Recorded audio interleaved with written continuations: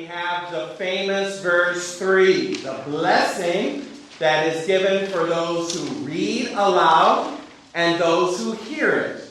Now, that tells you something without even knowing it. It's not just, oh boy, I get a blessing. That's part of it, but think about it. If this book is giving a blessing to those who read aloud and those who hear it, what does that imply? It's to be shared. It's to be shared. Where would you share a book like this? In worship. Because during the worship, people read from the Old Testament, right? And they hear and are blessed by it. And so this book specifically calls to mind that this should be read in a liturgical setting, because otherwise, again, people were picking up copies of the book of Revelation at their local Barnes & Noble in the first century. You get that? So it's like, who would hear this? Christians celebrating Mass. So there is automatically within the first 3 verses an implied liturgical rationale for this book. Many Protestants overlook this idea because we're so used to our modern 20th century literacy. We just, we go to the corner store, we buy a Bible, we read it, blessed are those who read. Oh, that's nice. We don't think of what happened in the first century when this was first written.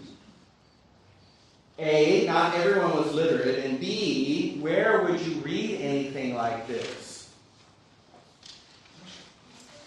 The only answer is in a liturgical worship service, not a Protestant Bible study either. There is a liturgical signification to the book that is said in the beginning. Now, I want to, once again, this I said is the first of 7 blessings that are throughout the book. I'm not going to read these again, but I want you to have the references so that you can go back and read them. The first, the 7 blessings of the book of Revelation are chapter 1, verse 3, the very first one. The second one is in 14, verse 13. The next one is in 16, verse 15. The next one is 19:9. The next one is 20, verse 6. And the last 2 are in 22. In 22, verses 7 and 14. There's a total of 7 blessings that are given specifically throughout the book. This is one of the hidden numbers in the book of Revelation. There are many numbers. We've already encountered a few. Who was, who is to come. 3. Okay. Now we're seeing 7. What's the significance of 7? Covenant. And what does covenant imply? Marriage. Here's another hidden marriage image. The first one was in the first verse. The revelation of Jesus, the unveiling, right? Marriage. 7 blessings throughout the book. 7, covenant. Marriage. Relationship. Think of that another way. Relationship. God is calling us into relationship with Him. In not just a casual friend or an acquaintance relationship, but an intimate relationship. See, God doesn't do things just a little. He goes all out. We've been there before, right? Remember the birds? Not just one kind of bird like pigeons, all kinds of birds. Not just daisies, all kinds of flowers. He goes all out. It's all beautiful, right? See, we as humans think very narrow. We're very boring and dull. Every smartphone looks the same. Right? Dull, dull, dull. God is not dull. He is beautiful.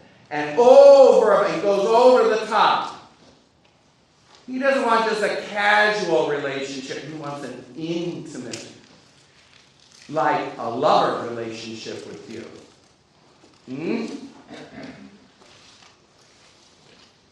What an honor. God wants to have an intimate relationship with you. As if you were the only person on earth. And you in the back, and you up here, all of you. God wants to have that kind of deep relationship with you. If that's the case, then our only logical response is to what? Say yes. How can you refuse that kind of offer? The God of the universe wants to love you.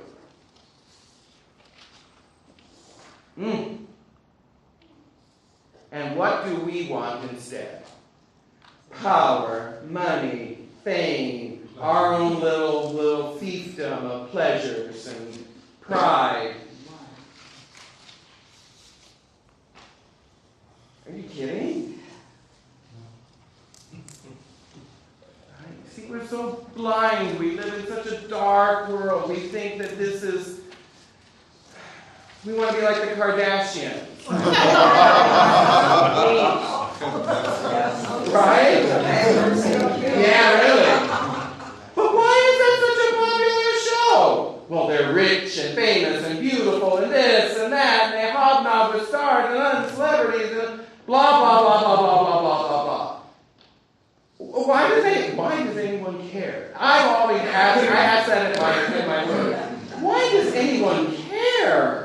I don't care if Angelina and Brad break up. That's their business. I mean, I hope they don't, But you understand what I'm saying? Yeah. Why do I care about their lives? I don't know about you, but I've got enough of my own. I don't have time to worry about someone else's marital problems. You know what I'm saying?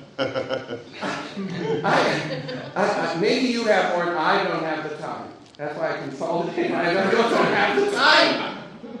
But this is all over our culture. Amen? Amen. And it's why. It's because this is life. Look at all the wealth and fashion and power and fame and glory they have. They're so vain. Really? Takes you away from your true desires and what God wants to do on earth. That's why. That's it. Sin and this world distracts you from the glory that God gives us. Remember what we read in Ezekiel? Doesn't Solomon also say the same thing? Yes. In the Ecclesiastes, or are you thinking the wisdom? Well, both isn't one of them. The whole point is life is vain. Yes, that's the whole point of Ecclesiastes. You can run after money and pleasure and power and prestige and all that, and in the end, nothing. Means nothing. Chasing the wind. That's exactly it. And he should know because he had it all. He had all the gold, all the women, all the power. And what did it mean? Nothing. I mean, we're surrounded by temptations to worship the golden calf. Oh, you just have to go outside and see the billboards. It's all the golden calf. It is. It really is. And it takes what? In religious life, they wear habits, and in the past, like monks, and this is why nuns wear wimples as well. Like, Sister Faustina, how it has like a large brim? Same idea. But for monks, they had these cowls with hoods, and they would wear them like this, and they would go, and they would put their hands in their sleeves, and they would walk around like this in the monastery as they prayed. And they would go outside. When they would walk like this. And this was what they called custody of the hands, custody of the eyes. They gave focus on their journey, and they were not concerned with all of the idle things in the world. So this is why sisters would wear wimples to kind of keep them like blinkers, to keep their eyes off of the world while they go out. And this is also why religious go out in pairs, so that they can keep each other accountable. Because if you're by yourself, you're more tempted to sin. But if I'm with you and we're walking, you keep me in check, I keep you in check, and we just keep our right? And that's what made them holy. It's called custody of the eyes, custody of the hands. Because the lust of the flesh and the lust of the eyes are two ways that get us off of the path of God. But if we have custody of them, we can walk this path in this earth and be minimally affected. So this is why our religious should be in their full habits, in this reporter's opinion. Because the habit not only is a sign to the world, but it's the very dress itself, whether it's women or men, is designed to say, you don't have to follow the world. There's a way that you can have custody of your eyes. Oh, just to comment, our Lord also told his disciples to go out 2 by 2. Yes, that's also where it comes from. And there's wisdom in that, because if you go out in pairs, you're able to stay accountable. Chris?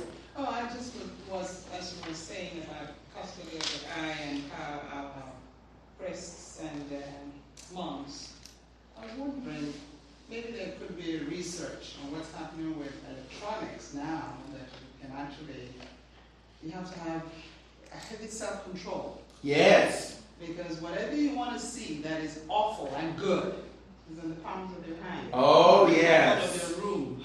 This is one of the greatest blessings to mankind and one of the worst That's what I'm curses. saying.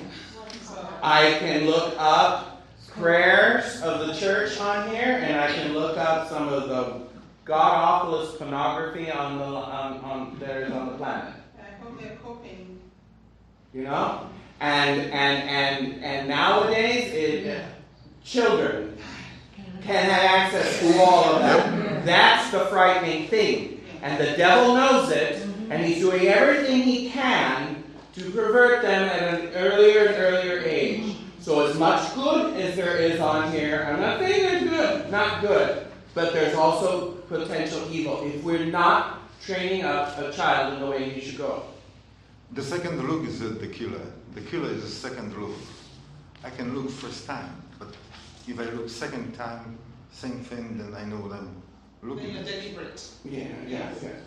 So it's something that you should, it's so pervasive now, you're absolutely right. So we need this custody of the eyes, custody of the hands more than ever. We need good, holy, religious to constantly remind us that there is something greater than this world.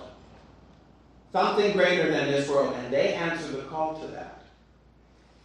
That's why they are consecrated.